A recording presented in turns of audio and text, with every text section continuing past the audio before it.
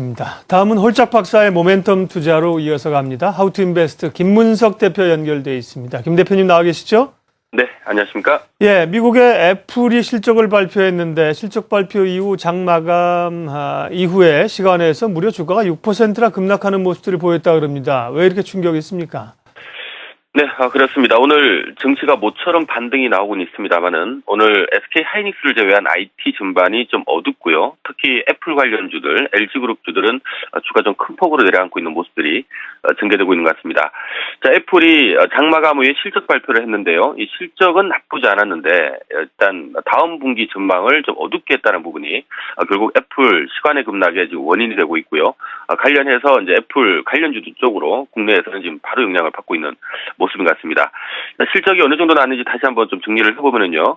일단 지난 분기, 그러니까 작년 10월 달부터 12월 달까지가 되겠네요.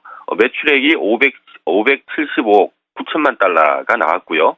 자, 이것은 뭐 월가가 예상한 게 574억만 달러, 그러니까 574억 달러 정도 되기 때문에 예상치를 크게 예상치보다는 살짝 웃도는 그런 모습이었고요.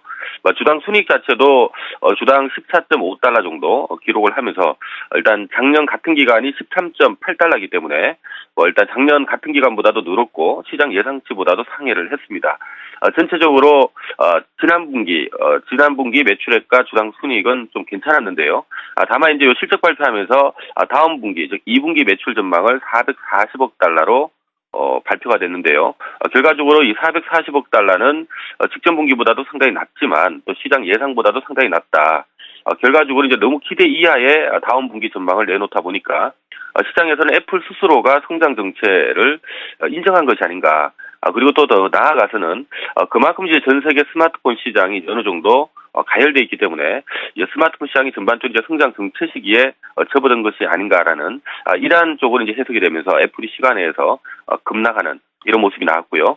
결국 애플의 시간에 6% 가까운 이 급락을 하다 보니까 국내 핸드셋 업체라든가 또는 가전주 모두 주가 좀 내려앉고 있는 모습입니다. 아무래도 이제 애플이 이렇게 실적 전망이 좀 어둡다는 부분이 결과적으로 스마트폰 시장 자체가 전반적으로 이미 성장 정체 단계에 온 것 같다라는 이런 쪽으로 해석이 되다 보니까 오늘 시장 올라가는데도 삼성전자는 마이너스를 내고 있고요. 핸드셋 업체인 LG전자도 큰 폭으로 하락을 하고 있고요. 역시 이제 애플의 전망이 어둡다 보니까 이제 애플의 부품 조달하는 업체들이나 또 핸드셋 부품주들 전반이 크게 밀리고 있습니다. 오늘 특히 LG 디스플레이나 이라이콘 같은 회사들이 큰 폭으로 밀려가고 있는 그런 모습입니다. 네, 관련해서 이제 국내 기업들은 경쟁 관계에 있는 삼성전자 같은 회사가 있을 거고요. 말씀하신 것처럼 또 애플의 부품을 공급하는 업체들도 있겠죠. 대응을 어떻게 해야 될까요, 종목별로? 네, 오늘 같은 경우는 관련주들의 어떤 그 주가 하락, 결과적으로 좀 쉽게 보면은 애플이 시간에서 급락을 했으니까 오늘 정규장에서 오늘 밤 애플이 급락하지 않겠는가라는 우려죠. 결국 여기에 배팅하다 보니까 이제 LG전자나 LG 디스플레이 관련주들 주가가 좀 끌어내려오고 있는 것 같은데요. 하지만 이제 결과적으로 만약에 이제 정규장에서 애플이 급락을 한다 하더라도 생각밖에 급락폭이 크지 않다든가 또는 실제 급락을 한다 하더라도 시간의 급락폭만큼 크지 않게 되면 곧바로 일단 우리 국내 업체들은 오늘 이미 이런 부분을 우리 증시에서 선반영을 한 거기 때문에 내일부터 바로 반등이 모색될 가능성이 높고요. 저는 개인적으로 내일부터 바로 반등이 나오지 않을까 이렇게 생각합니다. 자, 그렇다면 결국 관련주들 쪽으로는 오히려 중단기적으로 좀 관심을 갖는 것이 좋아 보이는데요. 대표적으로 LG 디스플레이와 LG전자 올해 2014년 이벤트에 대해서 다시 한번 설명을 좀 드릴 수 있도록 하겠습니다. 자, 일단 애플 때문에 오늘은 좀 힘든 상황들 전개되고 있습니다만은 어쨌든 올 상반기에 이 스마트폰 업체들 여기서 끝날 만한 이벤트는 아니라고 보고 있습니다. 제가 지난주에도 잠깐 언급을 드린 바가 있습니다만은 삼성전자가 우리가 자동차는 신차 나올 때가 가장 모멘텀이 되고요. 휴대폰 업체들은 또 신제품 나올 때 가장 큰 모멘텀이 되죠. 삼성전자가 3, 4월경에 쿼드 HD를 탑재한 이 갤럭시 S5를 출시할 걸로 지금 예정이 돼 있는 상태고요.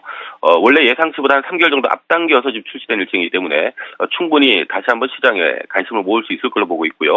지금 애플 때문에 오늘 시장이 무너졌습니다만은 애플 같은 경우는 아이폰 5C와 5S를 통해서 작년에는 대응을 했습니다만은 올해 같은 경우는 인치수를 키우죠. 기존의 4.0인치가 아니라 4.7인치 또는 5.7인치 일단 6월 달에 한 모델, 하반기에 한 모델, 두 모델을 갖고 올해 좀 시장 대응을 하겠다는 관점이기 때문에 이 부분 자체도 상당히 애플이 삼성한테 뺏긴 시장 점유율을 늘리는 데 도움이 되지 않을까라는 이런 기대감을 충분히 줄 수 있는 요인이고요.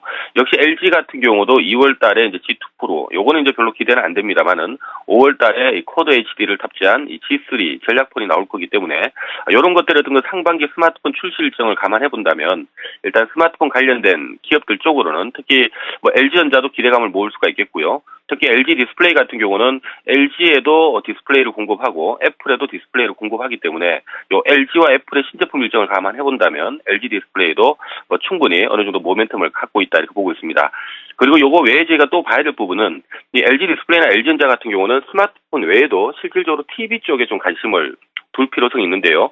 아무래도 이제 면적이 큰 TV가 좀 많이 팔려야 되는데 현재 지금 올해 2014년도에는 동계올림픽이나 월드컵, 아시안게임 같은 이 글로벌 스포츠 이벤트가 있기 때문에 충분히 TV 시장이 좀 살아날 수 있을 걸로 보고 있고요.